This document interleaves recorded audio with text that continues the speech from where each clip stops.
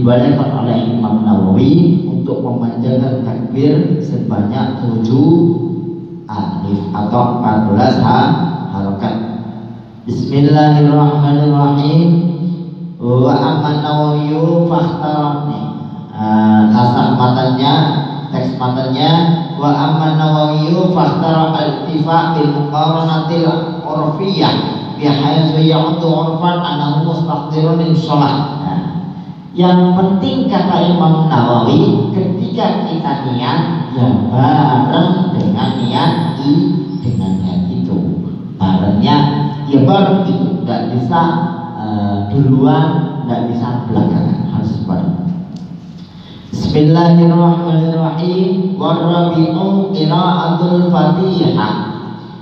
Syarat atau rukun dari salat yang keempat adalah membaca surah Al-Fatihah atau badaliha liman lam yahfazha, atau dengan pengganti Fatihah bagi orang yang tidak hafal. Kalau baru misal mu'alaf atau orang yang jauh dari pondok, orang yang jauh dari ulama, orang yang dekat dengan ulama itu, kata sebagian ulama, ketika tidak mau belajar sepanjang hidupnya, nggak mau ada kemauan dia untuk belajar, terutama belajar untuk sholat, karena dia sedang musim fardunya sholat. Yang pertama, nggak mau belajar dalam hati, maka kalau sholatnya salah, walaupun nggak tahu, itu sholatnya tetap dianggap tidak sah. Karena apa? Karena dia telah meremehkan ilmu Allah, telah meremehkan syariat Allah. Artinya apa? Artinya kita dituntut selalu belajar. Belajar itulah yang bisa memakfu kita untuk ketika kita sholatnya salah. Karena tidak ada mungkin kita selip sholat tapi tidak tahu. Tapi dengan belajar, insya Allah majelis seperti ini kita mendapatkan pengampunan dari Allah. Ketika kita sholat rukunnya nggak pas, syaratnya nggak sesuai, dan lain sebagainya. Bismillahirrahmanirrahim. Fardhan kanat au sholatu au naflan, baik itu sholatnya fardu ataupun sunnah. Membaca Fatihah itu hukumnya wajib. Sholatnya wajib, hukumnya wajib. Sholatnya sunnah adalah sunnah. Oke, berapa menit lagi? 10. Oke, mungkin dilanjut sebentar. Bismillahirrahmanirrahim. Wa bismillahirrahmanirrahim ayatun minha kamilatan. Dan ayat Bismillahirrahmanirrahim itu merupakan ayat dari Al-Fatihah. Oleh sebab itu menurut Imam Syafi'i, baca Bismillah harus dijaharkan pula. Harus baca Bismillahirrahmanirrahim. Begitu.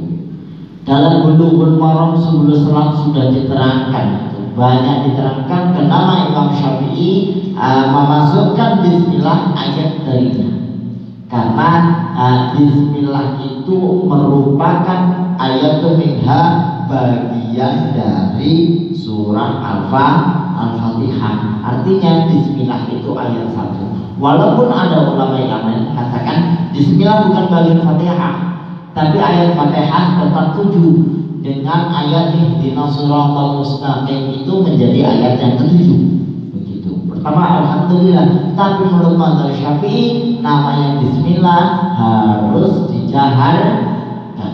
Untuk masalah Bismillah itu ketika misal kita nih memakai mazhab Syafi'i, artinya wudunya harus mazhab Syafi'i, rukun syaratnya harus mazhab Syafi'i, batal tidak sholatnya juga harus mazhab Syafi'i, tidak boleh dicampur. Kita sholatnya Syafi'i, wudunya Maliki, tidak boleh. Wudunya Syafi'i, sholatnya Maliki, tidak boleh. Itu ada ulama mengatakan, bahkan ulama yang sebagian ulama mengatakan bahwa ketika misal kita bermadzhab Syafi'i, wudunya tadi udah pakai wudu Syafi'i, ada orang bermadzhab lain misal Maliki tidak memakai basmalah, nggak dijalankan basmalah dalam Fatihahnya, maka kita wajib mufarqah atau keluar dari sholat. Artinya kita sholat sendiri, kita niat sholat keluar dari imam.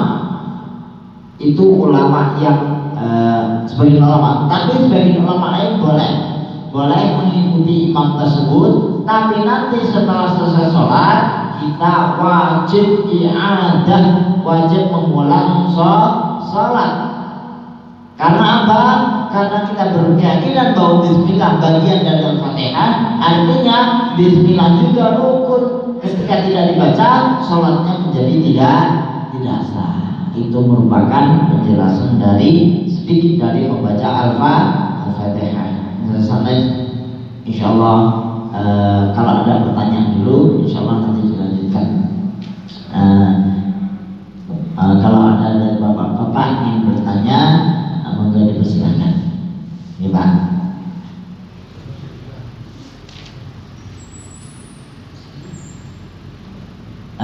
Sudah dilanjutkan dulu. Bismillahirrahmanirrahim. Wa man asqata minal Fatihah harfan aw tashdidan, orang yang menggugurkan Fatihah dari satu huruf saja atau satu tasydid saja, misal iyyaka na'budu dibaca iyyaka na'budu, atau alhamdulillah ditambah satu huruf alhamdulillah, misal alhamdulillah, haknya karena kurang fasih mungkin, karena dia sebenarnya bisa fasih tapi dia tidak dipasihkan menghati satu huruf, maka lam tasihhu, maka sholatnya pun tidak sah. Itu mengganti satu huruf saja tidak sah, menghilangkan tasydid saja tidak sah. Wala sholat in ta'ammuda, kalau itu disengaja, kalau bacanya disengaja. Kalau nggak sengaja, nggak tahu, ya nggak apa-apa. Gitu. Wa illa wajaba alaihi i'adatul qira'ah. Kalau nggak sengaja dan dia ingat, misal baca Fatihah tadi iyyaka na'budu wa iyyaka nasta'in, nggak dikasih tajwid, maka wajib ulang, wajib iyyaka na'budu lagi. Bahkan kalau kita ragu dengan Fatihah kita, maka wajib mengulang membaca surah Al-Fatihah 2 kali, tidak apa. Asal kita harus wajib kita yakin Fatihah kita sudah benar.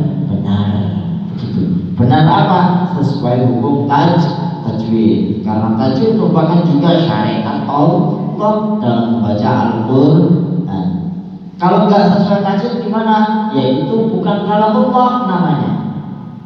Ketika kita baca Fatihah asal-asalan nggak mau belajar, yaitu namanya bukan kalamullah tapi kalam manusia. Itu bukan firman Allah tapi ucapan kamu saja yang menganggap hanya Al-Fatihah tetapi tidak sesuai dengan tajwidnya. Bahkan sebagian ulama harus tajdid banget, harus mujaddad banget. Artinya tajwidnya harus banget, gitu. Harus mujawwad. Gitu. Bismillahirrahmanirrahim.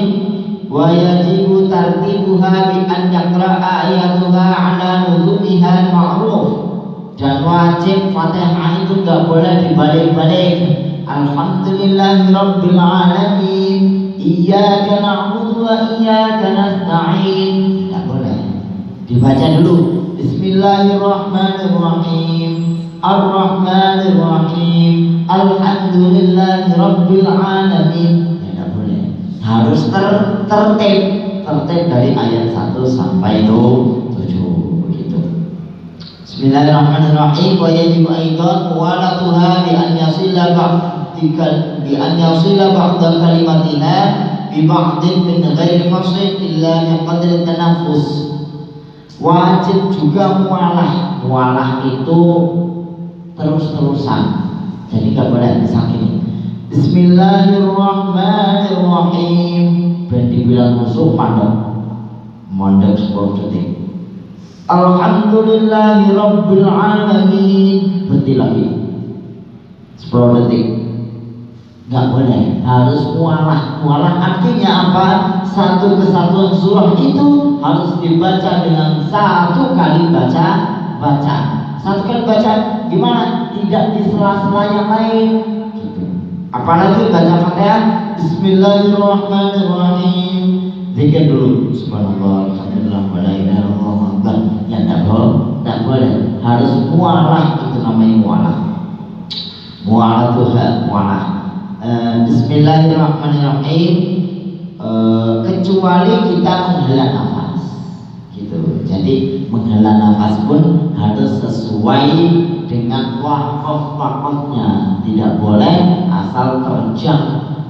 Kalau mau satu kali nafas boleh, dari bismillah sampai waladhdallin ya harus satu kali nafas, tidak apa-apa. Atau mau tanafus, menghela nafas harus sesuai dengan tempatnya, nggak boleh alhamdulillahi rabbil alamin, nggak boleh, harus sesuai dengan tempat untuk dia waqaf. Itu masalah membaca Al-Fatihah.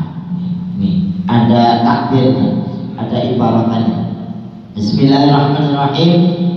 Fa in tahallala adzikru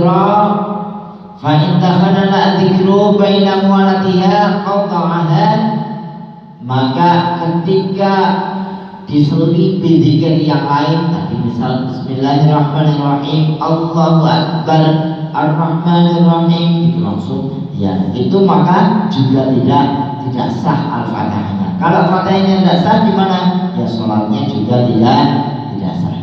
Illa ayata'alaka al-dzikra bi maslahati sholat kata ini makmum fi atna'i fatihatihi qira'ati imamihi fa innahu la yaqta'u al-muwalalah. Kecuali begini, makmum membaca amin setelah aminnya si imam. Kan ada beberapa pendapat dalam makmum membaca Al-Fatihah. Ketika imam membaca Fatihah, maka makmum itu wajib menunggunya sampai selesai. Itu yang pertama. Pendapat yang kedua, boleh menyusulnya di tengah-tengah. Artinya ketika makmum itu membaca Al-Fatihah, otomatis sudah amin masih di tengah-tengah Al-Fatihah.